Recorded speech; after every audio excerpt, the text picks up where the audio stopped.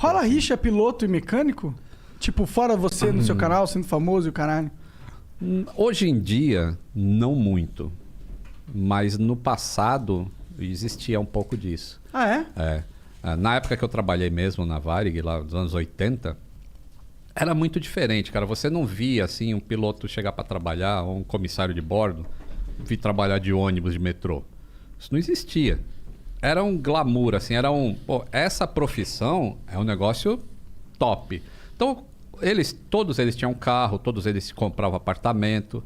E o pessoal da manutenção era mais a ralé. Era, como é que você chama? Humilde, a burguesia. Burguês e humilde. Membro humilde. Então, membro humilde. Então, a gente era o outro lado lá ia de ônibus. Se eu sou piloto, meu amigo, tem um cara que eu não ia querer arrumar problema, era com o mecânico do avião que eu vou voar. Parando pra pensar, né? Cara, tá maluco. Eu ia querer ser amigo de todos os mecânicos eu que também, tem na mano. Tá empresa. maluco? Quando eu postei o vídeo falando, estão cancelando o Lito, alguma coisa assim, aí teve um cara que comentou assim, falou... Pô, se eu sou piloto, a última pessoa que eu vou querer cancelar é o cara que conserta meu avião. Não, pior que é real. Mas lembrando que não é os pilotos unidos que foram contra o Lito. É só um bando de piloto mela cueca que tem um ego frágil e se sente ofendido pelo sucesso alheio. É o que eu falo, tá? A grande maioria, e são muito gente boa, cara.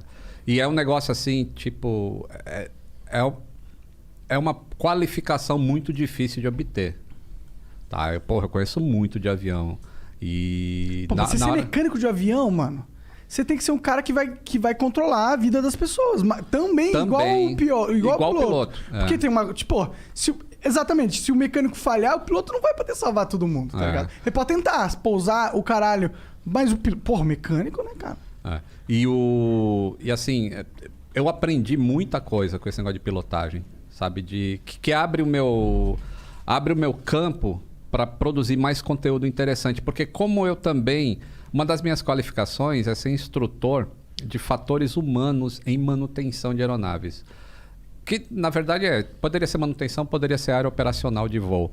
Mas eu estudo sobre como o ser humano erra, porque todo ser humano erra, e como que a gente cria redes de segurança para que esse erro não se transforme num acidente.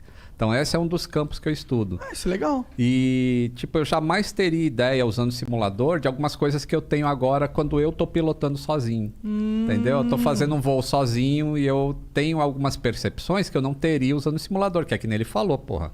Caiu o simulador, você dá um restart e vai de novo. Na vida real não é assim. Então, acho que isso engrandece muito. Aí, quando tu fala assim, pô, tu aprendeu alguma coisa? Pra cacete, mas aprendi muito com esse negócio de pilotagem. Então, isso me deixa mais completo para fazer um conteúdo mais legal e para segurança de voo, que é isso que é o meu objetivo final. Curiosidade, quais são os safeguards que dão certo, assim, para erros humanos? Que a gente poderia extrapolar para nossa vida, assim, que você aprendeu?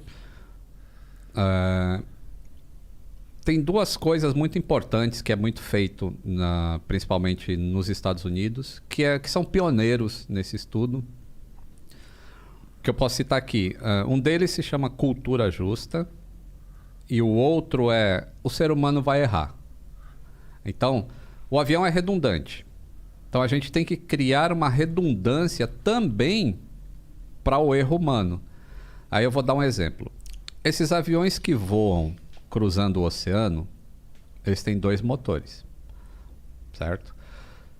Ele não pode se afastar mais do que um tempo X de um lugar onde ele possa pousar. E esse tempo X tem aumentado cada vez mais. Então, começou com 60 minutos, 120, 208. Hoje você pega os aviões de última geração, o A350 ou o Boeing 787, são 330 minutos longe de um lugar que ele possa pousar. Isso dá 5 horas e meia. Entendi. O que significa? Que ele pode se afastar 5 horas e meia e perder um motor, por exemplo, e ele vai conseguir pousar em outro lugar sem problema. Então, existe a redundância já em todos os sistemas do avião. Mas o que acontece se um ser humano vai mexer num gerador elétrico do motor esquerdo e ele tem um problema na bomba hidráulica do motor direito? Aí você só tem um mecânico. Aí o cara vai aqui, mexe no gerador, aí consertou. Aí ele vai lá e mexe na bomba hidráulica, consertou. Mas será que ele consertou? E se nesse dia esse cara que é o mecânico está divorciando da esposa, tá sabendo que tá perdendo tudo, que tá cheio de problema na cabeça. A mulher levou os discos dele. Levou os discos dele. Aí ele comete um erro aqui nesse motor e comete um erro ali no outro motor também. Pode acontecer isso. Pode. Então, uma das safeguards é essa. Se você tem sistemas semelhantes no avião, o mesmo mecânico não pode trabalhar nos dois. Entendeu? Porque se é para falhar alguma coisa em voo, que falhe um só, nunca outra coisa. Então esse é um dos safeguards.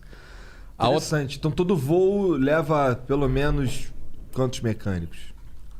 No mínimo 2. No mínimo 2. No mínimo 2. Não vai a bordo não, né? Ah, não vai? Não. Na bordo não vai na hora da manutenção. Isso, na hora da manutenção. Isso é tipo, o avião tá no chão.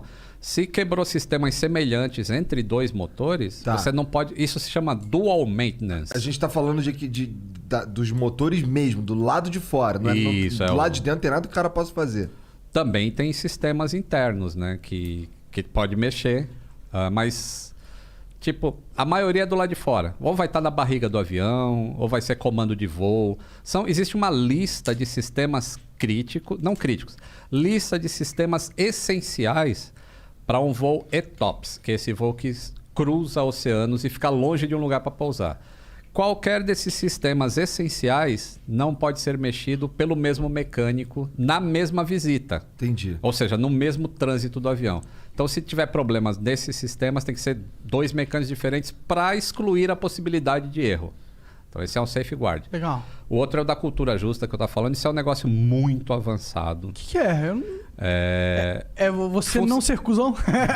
Mais ou menos. Na verdade, é assim, se entregue sem medo de ser punido. Essa é a cultura justa. É assim, Deixa eu pegar um exemplo que não dê problemas. Não é assim, tu tá divorciando da esposa, foi trabalhar e não falou pra ninguém.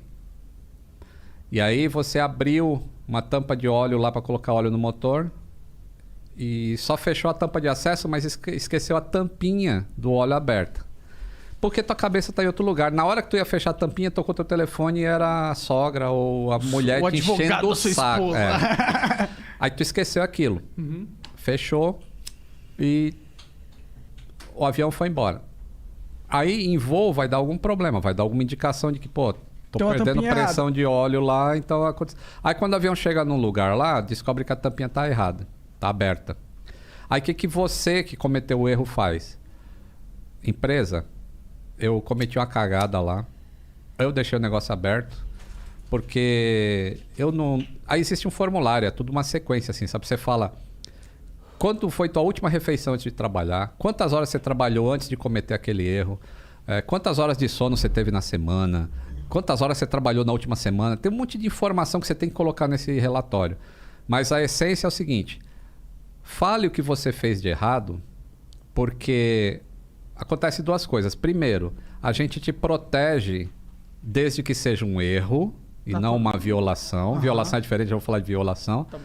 A gente te protege desde que seja um erro e, ao mesmo tempo, a gente está aumentando a segurança, porque sabendo que isso aconteceu com você, a gente pode criar um mecanismo de que outras pessoas que passem pelo mesmo problema simplesmente falem para o chefe, puta, tô divorciando, ó, caralho, então você não vai trabalhar nesse avião aqui, você vai fazer outro tipo de serviço.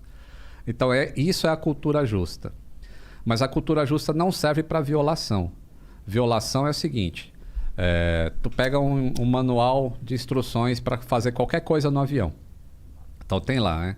Tire o parafuso A, o B, o C, põe uma saia cor-de-rosa e depois você põe o parafuso E no lugar, beleza? Beleza, aí tu vai, não vou botar aquela saia cor-de-rosa não, eu não quero passar vergonha. E aí tu pula direto pro E.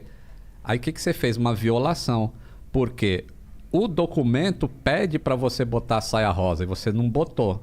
E aí, se der um problema em voo e forem investigar, não adianta você dizer, pô, eu não botei a saia rosa porque... Não, mas não está escrito que tem que botar?